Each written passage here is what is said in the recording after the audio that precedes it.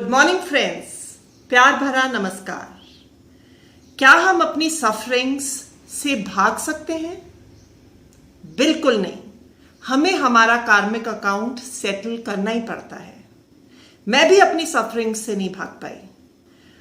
पूरा स्ट्रेस, पूरी सफरिंग्स हमें इसी जन्म में सहनी पड़ती हैं। सबसे पहले मैं आपको एक स्टोरी सुनाती हूं। एक बार एक लड़की जो कि बहुत ही रिच फैमिली में पैदा हुई, बिल्कुल 5 स्टार लाइफस्टाइल, लग्जरी गाड़ियां, लग्जरी हॉलिडेज, महल नुमा घर, किसी भी चीज की कमी नहीं। पर उस लड़की के भाग्य में कुछ सफरिंग्स थीं।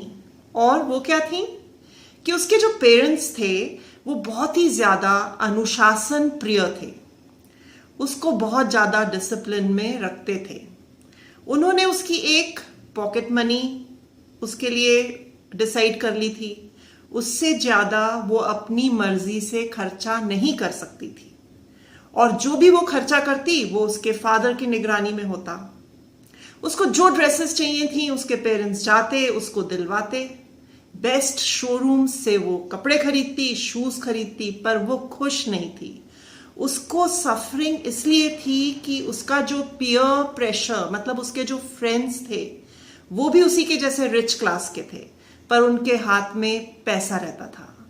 वो अपने हिसाब से खर्चते, अपने हिसाब से पार्टी करते, अपने हिसाब से होटल्स में जाते, अपने हिसाब से सब चीजें करते थे। उन लोगों को कोई बंदिश नहीं थी, पर इस लड़की पे पूरी बंदिश थी। 2-4 बार तो अपनी फ्रेंड्स के साथ चली गई, उन लोगों ने खर्चा कर दिया, पर इसको अच्छा नहीं लगा। धीरे धीरे ये चीज उसके दिमाग पर हावी होने लगी और वो सोचने लगी कि मैं बहुत ज्यादा सफर कर रही हूं, मेरे पास एक भी ऐसा रुपया नहीं रहता है जो मैं अपनी मर्जी से खर्च कर सकूं। तो उसने नादानी में, क्योंकि छोटी उम्र थी, उसने सोचा कि मैं 18 इयर्स की हो जाऊंगी तो मैं अपने मन से किसी बहुत रिच आदमी से शादी कर लूंगी, तो मेरी ये जो प्रॉब्लम है, ये जो सफरिंग है वो ठीक हो जाएगी, मतलब मेरे हाथ में पैसा रहने लगेगा। उसने किया भी हुई, अपने फादर को कन्विंस किया, जबकि पेरेंट्स ने बहुत बोला अपनी एजुकेशन पूरी करो, पर वो नहीं मानी। उसने एक बहुत ही रिच लड़के से, जो कि उनकी फैमिली की जान पहचान वाला था, उससे शादी कर ली। शुरू में तो सब ठीक रहा, बस जैसे ही 2-4 महीने बीते तो उसने रियलाइज किया कि उसका जो हस्बैंड था वो उसके फादर से 4 कदम आगे था। वापस वही सारी सफरिंग्स और ज्यादा, क्योंकि यहां पे जो हस्बैंड था वो बहुत ही ज्यादा कंजूस था। वो ना तो वो 5 स्टार हॉलिडेज करे, ना वो वैसी लग्जरी लाइफ लीड करने की कोशिश करे, बस जो भी नॉर्मल रहता था एक रिच क्लास के हिसाब से वैसा वो करता था। अब ये बहुत ज्यादा परेशान रहने लगी। वहां पे तो कम से कम फादर ने एक पॉकेट मनी उसके लिए सेटल करी थी, यहां पे तो वो भी नहीं था। ये जो भी करती, इसको अपने हस्बैंड से पैसा मांगना पड़ता। हस्बैंड की इच्छा होती तो वो देता, नहीं होती तो नहीं देता। धीरे धीरे दोनों में डिफरेंसेस आने लगे और बात आ गई डाइवोर्स तक। ये अपने घर चली गई। वहां जाकर इसने बहुत सोचा कि मैं क्या गलत कर रही हूं। तब उसने अपने फादर से बात करी और कहा कि मैं आगे अपनी पढ़ाई कंटिन्यू करूंगी। उसने अपनी पढ़ाई पूरी की, फिर फादर के गाइडेंस में उसने एक स्टार्टअप किया और धीरे धीरे हार्ड वर्क करके वो अपना जो स्टार्टअप था उसको उसने सक्सेसफुल किया। अब उसके हाथ में पैसे की कमी नहीं थी, पर जो उसको ये सफरिंग जो उसके हिसाब से थी कि मैं अपने आप से, अपनी विल से मैं पैसा नहीं खर्च कर सकती हूं, वो सफरिंग्स के थ्रू उसको जाना पड़ा। और जब वो उससे निकलकर भागी तो उसको एक बहुत ही छोटी सी एज में एक डाइवोर्सी होने का भी एक टाइटल मिल गया। पर उसने डिसीजन सही लिया। वापस आके भी उसको 5-6 साल लगे। वो सारी सफरिंग्स उस समय भी उसके साथ थीं, क्योंकि वो अपने इंडिपेंडेंट वे में खर्चा करना चाहती थी। तो उसके लिए वो बहुत ज़्यादा इमोशनली फील करती थी, उसको बहुत बुरा लगता था। पर ये 5-6 साल भी उसको, जब तक वो वापस से सेटल नहीं हुई, निकालने पड़े। तो कहने का मतलब ये कि कोई भी अपनी सफरिंग से भाग नहीं सकता। अब सपोज आप एक सिचुएशन में हैं, आपको बहुत सफरिंग्स हैं, आप बहुत ज़्यादा टेंशन में हैं, आप बहुत ज़्यादा परेशान रहते हैं। आप सोचते हैं कि मैं इस जगह को बदल लूं, या मैं जहां पे हूं वहां से कहीं और चला जाऊं या चली जाऊं तो शायद मेरे साथ अच्छा हो जाएगा। पर ऐसा नहीं होगा जब तक आप उन सफरिंग्स के थ्रू नहीं जाएंगे जो कि आपके कार्मिक अकाउंट के हिसाब से डिसाइडेड हैं। तब तक आप फ्री नहीं होंगे। आपको ये सारी कठिनाइयों का सामना करना ही पड़ेगा। हो सकता है कि आप यहां से निकल के कहीं और जाने की कोशिश करें और वहां पे 440 वॉट का झटका लग जाए। हो सकता है आप उतने स्ट्रांग ना हो कि आप उस झटके को सहन कर पाए। Life never gives a second chance.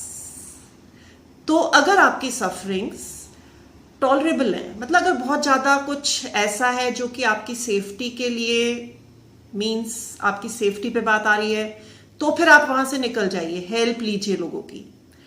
पर अगर वो टॉलरेबल है तो वो सफरिंग्स के आप आदी हो चुके हैं, आप यूज्ड टू हैं, तो आप उसके थ्रू निकलिए धीरे धीरे।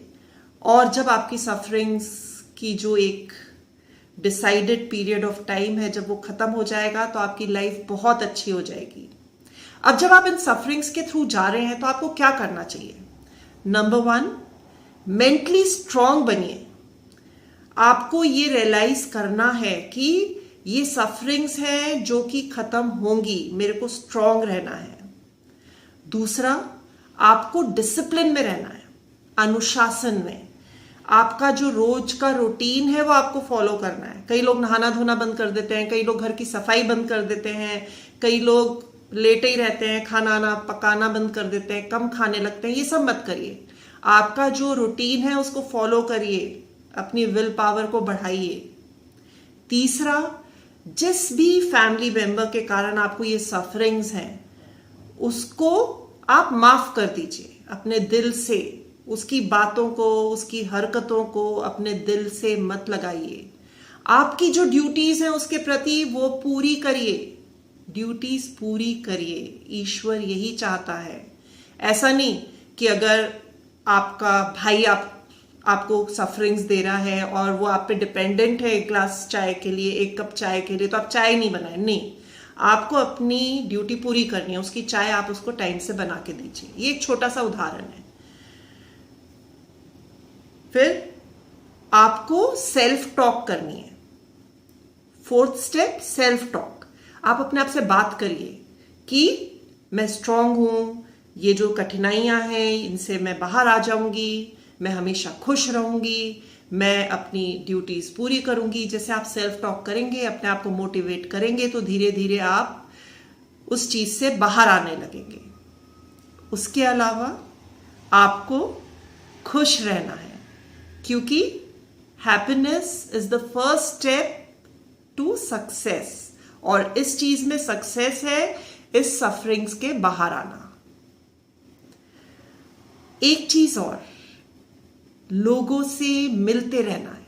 मींस आपको सोशल रहना है। ऐसा नहीं कि आप बंद होके बैठ जाए, आपको सोशल रहना है। लोगों से मिलिए, लोगों से बातचीत करिए, उनके साथ हंसी मजाक करिए, क्योंकि वो आपको सफरिंग्स नहीं दे रहे हैं, वो आपको इन सफरिंग से बाहर आने में हेल्प कर रहे हैं। और हो सकता है वो आपसे ऐसी बातें करें जो कि आपको मोटिवेट करें। उसके अलावा आपको अच्छे फ्रेंड्स बनाने हैं। अगर आपके फ्रेंड्स अच्छे हैं तो उनसे अपनी बातें शेयर करिए, क्योंकि दिल का बोझ हल्का करना बहुत जरूरी है। हर चीज दिल में रखेंगे तो आपको बहुत तकलीफ होगी। जो बहुत अच्छा फ्रेंड है उससे अपनी चीजें शेयर करिए। गुड बुक्स, जी, अच्छी बुक्स रीड करिए, मोटिवेशनल बुक्स रीड करिए। कई बार जब हम रीडिंग करते हैं तो कई चीजें ऐसी हम रीड करते हैं जो हमारी लाइफ से हमें रिलेटेड समझ में आती हैं। ऐसा लगता है कि ये हमारी लाइफ से रिलेटेड हैं और हमें उपाय मिलते हैं कि ऐसी सिचुएशन में हमें क्या करना चाहिए, ऐसी सिचुएशन में हमें क्या नहीं करना चाहिए। और हम जैसे लोगों से मिलते हैं तो उनसे भी बहुत कुछ सीखते हैं। जैसे मैंने अपनी एक फ्रेंड से सीखा, वो बहुत प्रॉब्लम में थी, उसकी इतनी यंग एज थी, पर मैं जब भी उससे मिलती थी वो स्माइल करके मिलती थी।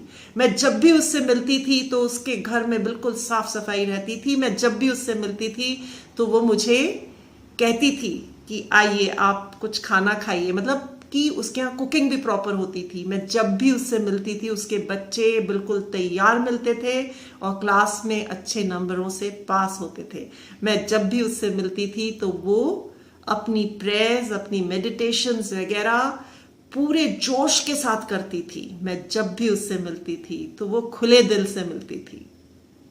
और मैं आपको बता रही हूं कि जब उसकी सफरिंग्स का टाइम खत्म हुआ तो ईश्वर ने उसको एक इतनी अच्छी राह पे चलाया कि मतलब मैं तो सोच के ही ईश्वर को प्रणाम करती हूं। ये मैं आप लोग को समझाना चाहती हूं कि अपनी सफरिंग्स को भी प्रॉपर तरीके से निभाइए और देखिए ऊपर वाला कैसे आपका साथ देता है। टूटिए मत, हिम्मत रखिए, विल पावर रखिए। तो ये थी मेरे दिल की बात आपके दिल तक। अगर आपको ये बात अच्छी लगी हो तो मेरे वीडियोस को प्लीज लाइक करिए, चैनल को सब्सक्राइब करिए, शेयर करिए और मुझे भी मोटिवेट करिए कि मैं और वीडियोस बनाऊं। फिर मिलेंगे। कीप स्माइलिंग और अपनी सफरिंग से घबराइएगा नहीं, ये खत्म होंगी और आपको बहुत अच्छी लाइफ मिलेगी। ये मेरा प्रॉमिस है। अगर आपने ये सारे पॉइंट्स अपनी लाइफ में आजमाए तो